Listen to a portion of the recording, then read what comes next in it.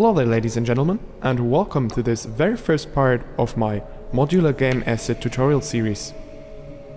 In this first set of tutorials, we will have a look at how to create modular dungeon assets. Now, why did I choose dungeons? Dungeons consist mostly of stone bricks, and stone bricks are very easy to tile. To start off the modular tutorial series, I chose something that's not too complex and not too advanced and very simple to create modular assets for, and thus we will create dungeon assets. In this first part, I'll show you how to create a basic wall, and later we will move on to corner parts, to pillars, to basic decorative stuff, so anything I can imagine that belongs to this dungeon scenery. So I'll try to cover everything that we need to create this basic set of dungeon walls, as well as a few decorative elements later.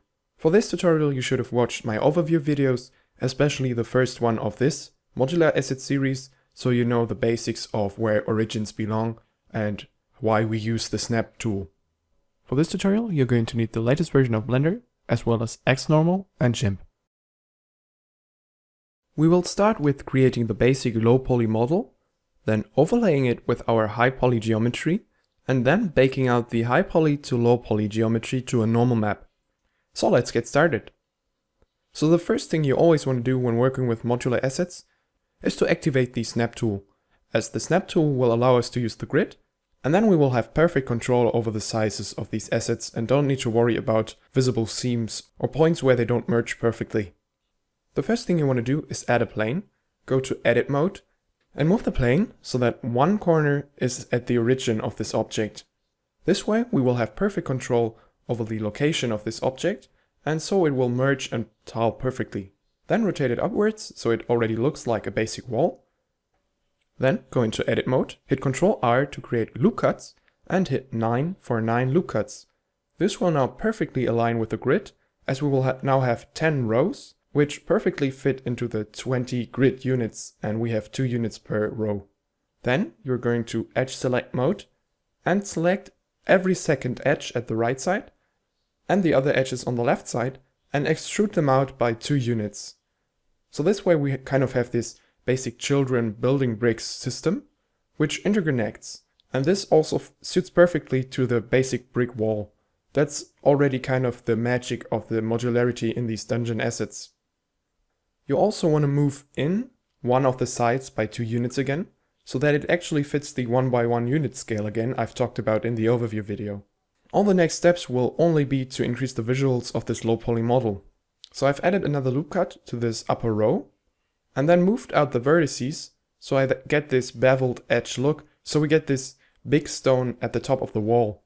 This is important because you don't want too busy details on the top of the model, especially when working with models that are made for top-down games, so that you don't have a too busy look, because the focus should lie on the characters and the most important items, and those should obviously have most of the detail and not simple things like these walls. Also, if we extrude it on the top here, like I did, you want to make sure that the origin stays at the corner, so that you still stay inside the 1x1x1 unit scale. Also, I'll extrude out the floor part, because I want a basic trim texture that kind of divides this wall from the later ground textures. So even if we have no stone texture for the ground, we will still have this kind of border between the ground texture and this wall. The next thing I want to do is raise the level of this ground floor, because else we might get Z-buffer fighting in our textures, because the floor would be on the same level as our ground texture later. So you want to make sure that if you add certain detail to your models, you should always keep in mind what will they interconnect with, in this case the walls to the left and the right, as well as the floor tile. And since if both meshes would be on the same height at the bottom part, they would fight with each other on the Z-buffer, and that would create nasty flickering, so you want to move it up a bit if you create these bottom parts.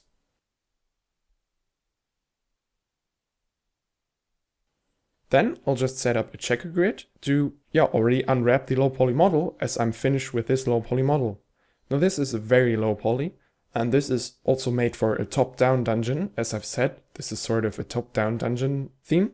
If you want to create this for third-person games or first-person games in which the camera gets closer to these walls, you want to obviously add in more detail than just these basic forms and shapes. Now when UV unwrapping, a good rule of thumb is to mark every 90-degree edge or every hard edge as a seam. This way you won't get any baking errors later. So I will select any edge that sits at a harsh angle and make it a seam by hitting Ctrl E and mark seam. Then I'll select everything and hit U to unwrap. For these simple models it's really easy to get a good unwrap. Then I'll go into the UV editor and move around my UV islands a bit, so I have better control over how I want to set up these UV islands. A good rule of thumb here is to move everything that's at the bottom part of the model to the bottom of the UV unwrap, so you always know which kind of texture stands for which geometry. And you want to keep a little bit of space between those islands, which the UV unwrap usually doesn't do that well, since XNormal, which we will use later for baking, creates edge padding on these textures, so that when you use mip mapping, which basically means if you zoom out of the model, you will get a lower res version of the texture, it will color bleed to the surroundings. And if you then have no edge padding, you will get nasty artifacts when baking later. So you want to make sure between those islands is actually a little bit of space. The next thing I'll do is sculpt out high poly bricks that we will then place around this wall. And to get a good idea of what I'm doing here, you should watch my low poly rocks tutorial, in which I'll explain all the options for sculpting and all the necessary steps you need to take to increase your viewport performance when sculpting. In this case, I extruded the cube instead of just scaling it so that I get a more even distribution of vertices.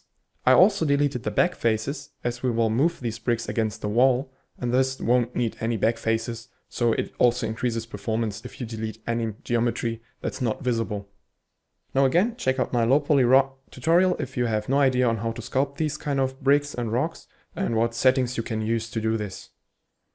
If you want to sculpt in very high detail and your computer is good enough to kind of calculate a high number of vertices and faces, you can obviously enable dynamic topology in this case as well. Now I've also made sure when creating these cubes or these basic bricks that I've sticked to the grid size so that when I later move them around the planes, the low poly model, they will perfectly fit into the spaces that we've created, since we also use the grid for those. Now after I've finished the sculpt of these 4 bricks, I will scale them down and move them to my low poly model, and you will see if you use the correct grid sizes, they will perfectly fit into these little spaces, and you will be able to exactly fit 5 of them in every row, so that you don't have a big job of rescaling these bricks to fit them into your model. Now I'll kind of place them around the wall and try to vary them so it doesn't get boring and doesn't kind of repeat too much. And this is just a process of what you want to create. You could obviously search for reference on brick walls and also create different sized bricks. So if you want to create more variety than just these same size bricks, you are free to do so if it fits the grid again. So you want to make sure the bricks don't overlap over this low poly model but fit in perfectly, so you won't get any UV seams later when baking. Now since I have this little space at the bottom because I extruded out this bottom part with kind of half the geometry, I duplicate one of these stones and just scale it down as this also fits into the grid size. This is kind of the advantage of using the grid. You can always just scale your blocks if you use the grid size on all of them. So it doesn't really matter which one you use here to just create this simple row at the bottom. That obviously depends on how you create your low poly model. I could have also increased the height of this floor that I've created, and that would have filled this space that kind of I fill right now with these bricks. Now always make sure that all these bricks align with the low poly model, so they actually stick to the wall that we've created in the beginning. Now for the top bricks, which I said shouldn't have too much detail, I'll create a new model the same way I've created the first bricks, just shrink it a bit, and then align it to the geometry that I've created on the low poly model by just adding a loop cut and moving around the vertices a bit. You should rather do this than kind of try to sculpt out a cube to fit this geometry, because else you might lose some of the detail that could get hidden behind this low poly geometry. So you should always fit the start of your high-res sculpts to the original geometry. Now I'll just use an array modifier to make sure that I set the right scale for this brick and that it aligns perfectly with the end of this low poly model. In this case I had to deactivate the snap tool because it wouldn't fit the grid anymore.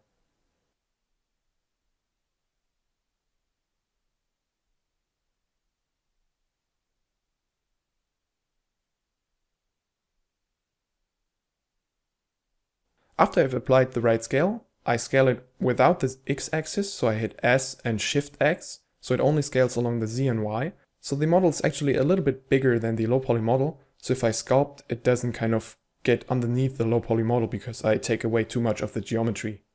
You want to make sure that these bricks are always kind of on top of the low poly geometry, because else they won't get baked out or it might get some nasty errors. Because else they might get cut off when baking later. Now I'll just use the basic method again, subdividing, smoothing, multi-res and sculpting to create these top stones. Again, I want to emphasize that it's important if you create these top-down models and they are no focus of the game but kind of background art, you don't want to make the textures too busy, so don't create too small blocks on the top. That would get kind of fuzzy on the screen. If you want to recreate a sculpt and want to reuse this model without kind of having to recreate the whole model, you can just duplicate it, delete the multi-res modifier as the multi-res modifier carries the information of the sculpt, and then add a new one again, and this way you can restart the sculpt on the next brick without having to recreate the whole model. For the bottom part, I'll just do the same, duplicate a brick, delete the multi-res modifier, scale the brick so that it fits this floor part, use the array modifier to set the right scale, and then sculpt and then again to get kind of a bit of detail on the floor part. Now the floor part is pretty big in this case. This obviously depends on how big you want to have your basic dungeon corridors.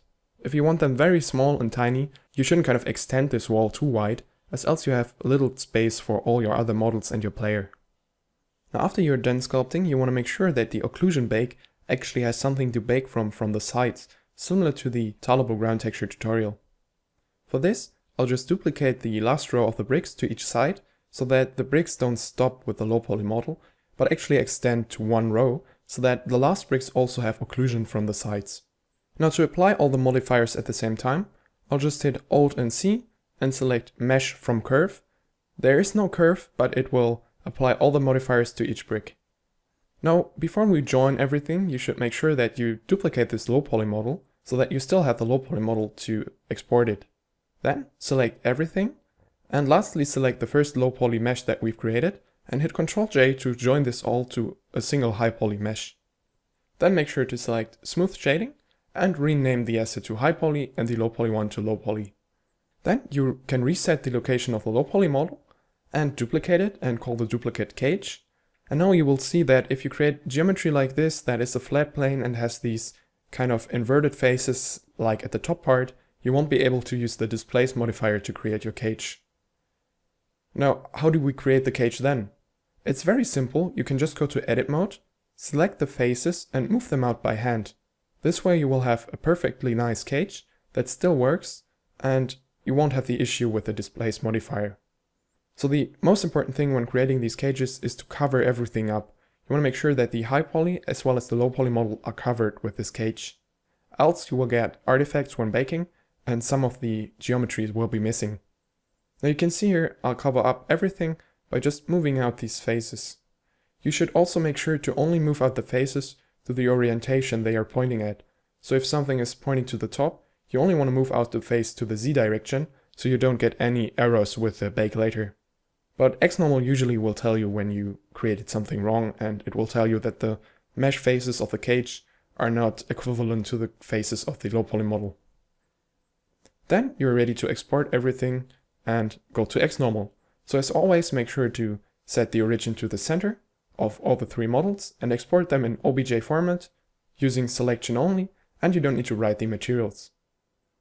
Now in XNormal you just need to drag and drop the high poly model to the high definition mesh tab and the low poly model to the low definition mesh tab, then right click the low poly model and select Browse External Cage File and select your cage.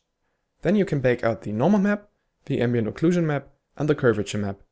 If you want to see the settings for the curvature map, just follow the link I'll add at this point, which will lead you to the low poly rock creation tutorial in which I showed the settings for the curvature map and explained what it does. So now just bake out the ambient occlusion map, the normal map and the curvature map. So now we're ready to texture. For that purpose I went to CG Textures and selected a smooth rock texture once again. Now similar to my low poly rock model tutorial, you want to make sure that the texture itself doesn't contain much geometry or shadows, as these will kind of interfere with the geometry that we baked out from the high poly model. Also, I'd like to show you a little trick with the curvature map And for that purpose, we can select a moss texture that we will overlay over the bricks using the curvature map.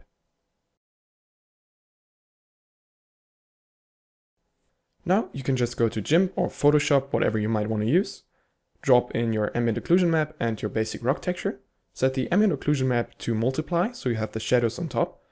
And now this texture I'm not quite happy with how it has these little cracks, because these little details will be very visible when using these kind of modular tiles.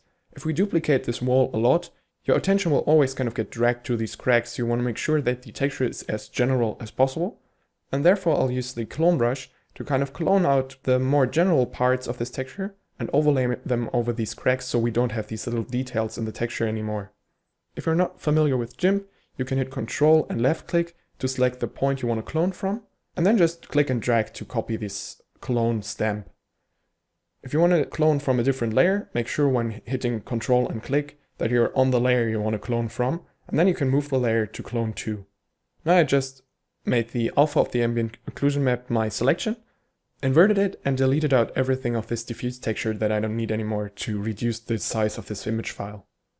Then I overlaid the curvature map and duplicated it, and then we'll delete out the red channel of one of the maps and the green channel of one of the other maps. You do this by overlaying a perfectly red color with 255 on R from RGB, and then setting the layer to subtract and merging it down with going to right click on the layer and hitting W. And for the green channel the same thing, a green value of 255 and red and blue 0, and then subtract it from that layer. So after that you will only have the layer with the green or with the red color. Now we'll use the red layer to create our overlay for the moss. For that, just desaturate that layer, import our moss texture. Again, if you don't like any of this kind of fuzzy detail, in this case some little leaves that shouldn't belong to the wall, just use the clone brush to kind of get rid of them. Then add an alpha channel to this image, which you should always do when working with the JPGs, and add a layer mask. Then select the curvature map with the red channel which we extracted. Hit Ctrl C to copy it out.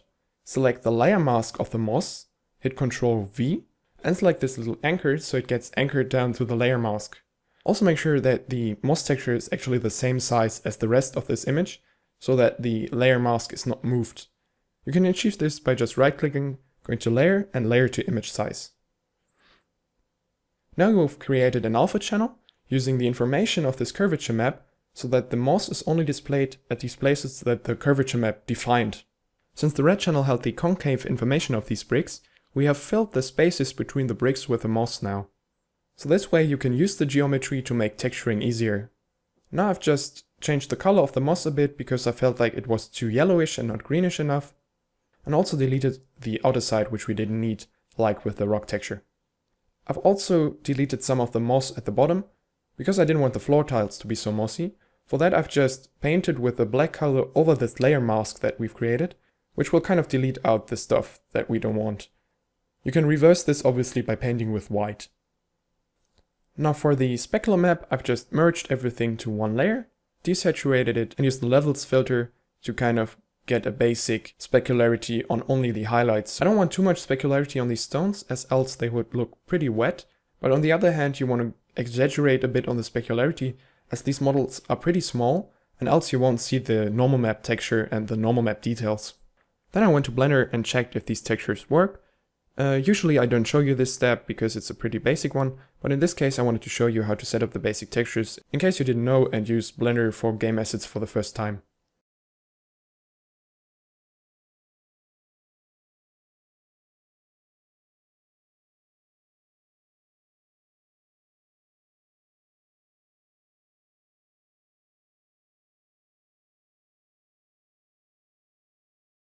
Now in order to increase the visual quality of this texture, I've used a technique that I've also used in one of the basic ground tiling texture tutorials, which is using the color picker to pick colors from the basic diffuse texture, and then painting over the bricks with these colors, and overlaying them so that you kind of get more color and hue and saturation variations in these bricks, and not this generic wall texture.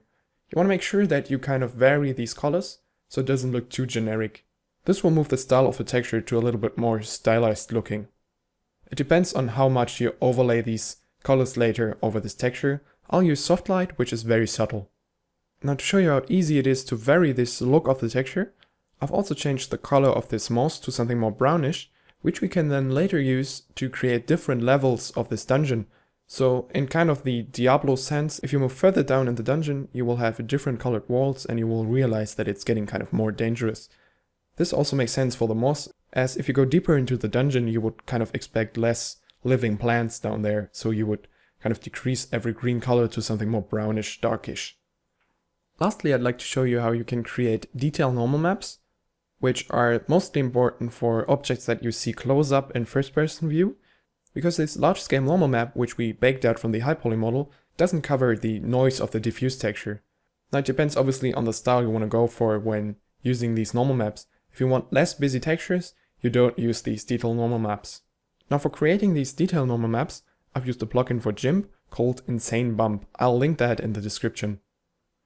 To use that, you would save out your basic diffuse texture, and also make sure to not overlay the occlusion, as else the occlusion would be baked into the height, and that is already done by the original normal map. Then you want to save out this basic diffuse texture without any lighting information into a separate folder, because this plugin will then create a lot of files into that folder. Then simply load in the basic texture which you've created, and go to Filters, Map Insane, select Not Tileable and adjust the settings to the settings you need, and it will create a lot of textures for you. For example, different normal maps, height maps, specularity, anything that's kind of needed for this basic texturing. But I usually don't use these tools to create my maps, especially not the specularity map, as I like the control I have when creating these by hand. There are obviously also other tools to create these normal maps from textures. This one is pretty fast and efficient. Now to overlay these normal maps, the one that we've baked out from the high poly model, and this detail normal map, we want to make sure that we delete out the blue channel of this newly created normal map, as else the bricks would be deformed too much. For that purpose, just as before with the curvature map, overlay the 255 blue color on RGB and RNG0 and set it to subtract. Then you can just set the blend mode to overlay and merge down these two normal maps together and export it as a detail normal map. I will now show you the difference between those two, and it's on you to decide on which occasions you want to use which. I feel like, especially for, as I've said, first-person models, close-up tools like, let's say, a hammer or a weapon, it's always nice to have a detail normal map that covers the geometry of the texture a bit, because it will have a less cleanish look. Alright, so that's it for the first part. I hope it was very informative to you, and if you have any questions, if I haven't covered anything enough, just leave me a comment. In the next part we will cover corners, and then pillars and stairs and a few other assets, and later, as I've said, also decorative elements such as a treasure, for example, or other stuff I can think of that would fit into this kind of dungeon environment. I will also add all the assets that I've created in this tutorial series at the end of the series, so after the last part of this dungeon series, in a thread at Blender Artist in the Game Resource Forum, so I'll link that in the description as soon as the series is finished, and you can grab that and download that for further examination, or to use it in your game, as I will release it with a free license. If I haven't covered everything that you want to know about modularity in this tutorial, make sure to tune in for the other parts, as the dungeon series is only the very first series of my modularity tutorials, and later we will also cover different things such as space corridors, fantasy buildings, medieval buildings, things like that. Alright, so again, thanks for watching.